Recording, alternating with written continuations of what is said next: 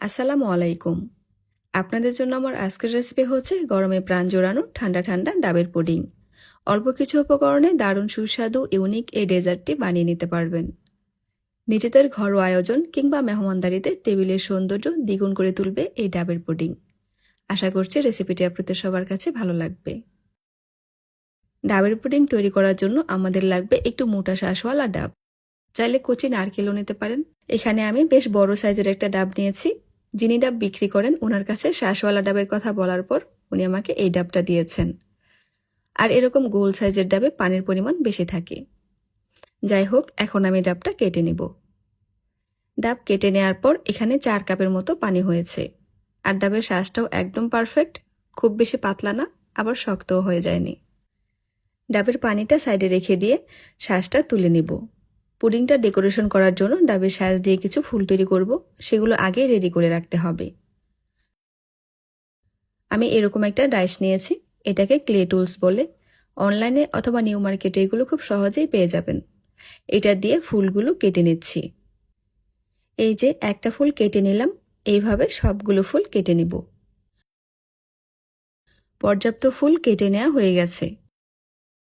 এবার নিয়েছি গাজর, এটাকে কেটে সামান্য একটুখানি স্লাইস নিয়ে নিব। এখন ফুলের মাঝখানে একটু ছিদ্র করে গাজরের স্টিকটা সেট করে দিব। এই তো তৈরি হয়ে গেল সবার পছন্দের শিউলি ফুল। এই ফুলটার জন্যই পুডিংটা দেখতে অনেক বেশি সুন্দর লাগবে। এখন আপনার কাছে যদি ডাইস না থাকে তাহলে কিভাবে ফুলটা তৈরি করবেন সেটা দেখিয়ে দিচ্ছি।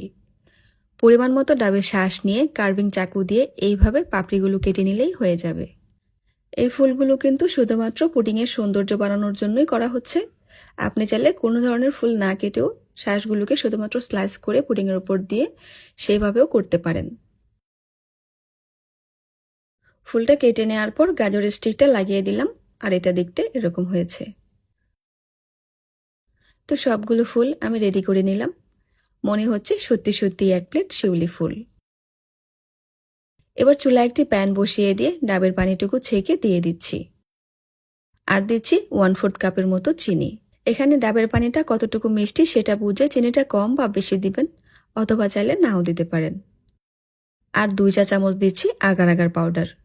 মূলত এটাই পুডিংটা জমাতে সাহায্য করবে। আপনি চাইলে আগার আগার পাউডারের বদলে জেলিটিনও ব্যবহার করতে পারবেন। মিডিয়াম আঁচে নেড়ে চেড়ে মিশ্রণটা ফুটিয়ে নিব। এটাকে জাল দিয়ে ঘন করতে হবে না, বা অনেকটা সময় নিয়েও জাল করতে হবে না। জাস্ট বলক আসলেই নামিয়ে নেব। আমাদের পুডিংয়ের মিশ্রণটাতে বলক চলে এসেছে। এখন নামিয়ে যে পাত্রে পুডিং সেট করব সেটার মধ্যে ঢেলে নিচ্ছি।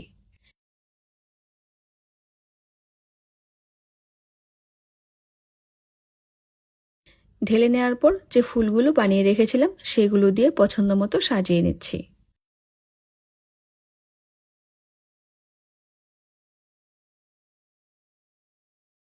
পুডিংটা সাজিয়ে নেওয়া হয়ে গেছে। ঠান্ডা হওয়ার পর এটা ঘন্টা 2-এর জন্য নর্মাল ফ্রিজে রেখে দিব। প্রায় 2 ঘন্টা পর পুডিংটা ফ্রিজ থেকে নামিয়ে নিলাম। এটা দেখতে অসম্ভব সুন্দর লাগছে। ডাইনিং টেবিলে এটা রাখলে সবাই শুধু এটাই দেখবে। আর ঠান্ডা ঠান্ডা এই পুডিংটা খেতে ভীষণ সুস্বাদু, প্রাণ জুড়িয়ে যাবে।